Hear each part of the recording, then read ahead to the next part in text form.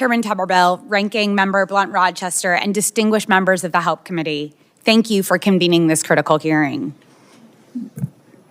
My name is Erin Mote, and I'm the CEO of Innovate EDU, a nonprofit organization dedicated to ensuring technology serves as a powerful tool for access and opportunity for all students. I come before this committee not only as a charter school founder, but also as a technologist who spent more than 2 decades working at the intersection of technology policy and systemic change. Yet perhaps my most important role is a deeply personal one. I'm the mother of 2 school-aged children. Each day, I see firsthand how these technologies impact real kids at the kitchen table and in classrooms, which fuels my urgency to ensure that our national digital infrastructure is secure, safe, and intentionally built to serve the next generation. To navigate this landscape, we must reject a pervasive false dichotomy. Safety is not the counterpolarity to innovation. Safety is not a drag on progress. Rather, safety is a necessary condition for the effective use of AI in education, the very guardrail that makes meaningful, sustainable innovation possible. Without it, we mistake rapid tool adoption for progress. Generative AI is an arrival technology.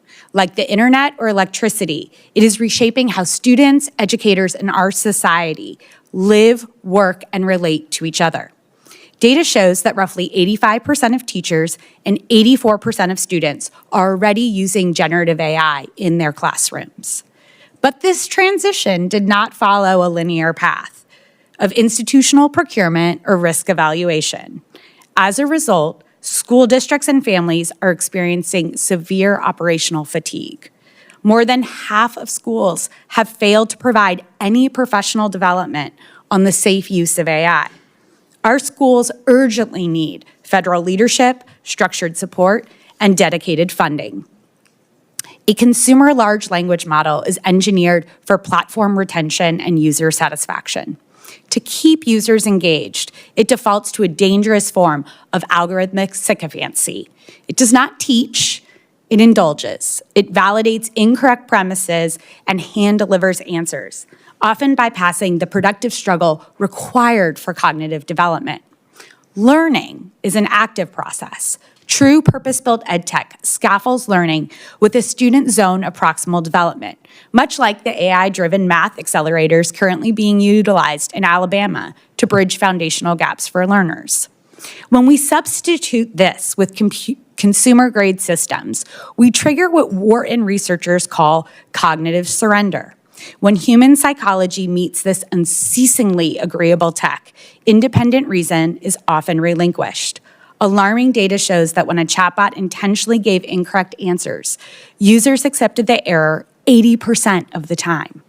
We are actively placing yet spots in front of neurologically vulnerable youth, conditioning a generation to surrender critical discernment. Moreover, today, the average school district accesses nearly 3,000 digital tools a year, creating a fragmented, unmanageable landscape for teachers, families, and students. We must transition to evidence-based purchasing anchored in 5 EdTech quality indicators. Ensuring tools are safe, interoperable, usable, inclusive, and evidence-based. Meeting a baseline level of evidence, Tier 4 within the federal SF framework, must be a non-negotiable ticket to enter America's classrooms. When less than half of purpose-built EdTech tools meet this standard, only 2% of consumer tools do. We must shift our focus to a new ROI, return on instruction. We also must replace the blunt, outdated metric of screen time with screen value. Counting minutes does not tell us if an interaction is meaningful. For instance, screen-based reading is 6 to 8 times less effective for reading comprehension than physical books. Yet for decoding, a skill essential to the science of reading that requires 1,000 at-bats to achieve fluency, purpose-built AI excels. Furthermore, blanket bans or hourly limits can disproportionately harm the many children with disabilities or who rely on digital tools for mandated accommodations.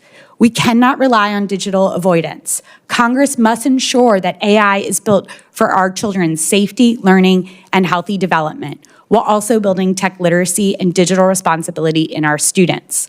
To protect our students without stifling innovation or widening the digital divide, Congress must approach a waterfall approach to safety. This means applying heavy-handed safety controls to high-risk applications at the top, such as public consumer platforms and relationship-stimulating chatbots, while easing the regulatory burden on lower-risk, purpose-driven educational tools. Finally, the federal government must enact immediate structural policy changes, reconstitute and fully staff the Office of Education Technology, establish a joint interdisciplinary AI and education federal research agenda and infrastructure through the NSF, IES, and NIH, protect E-Rate, and fund non-consensual intimate imagery enforcement agencies like the FTC. We cannot afford a passive wait-and-see approach. We must design digital regulatory ecosystems at the federal and state level that aggressively target genuine harms while keeping human values, ethics, and critical judgment at the center of the American classroom. Thank you. And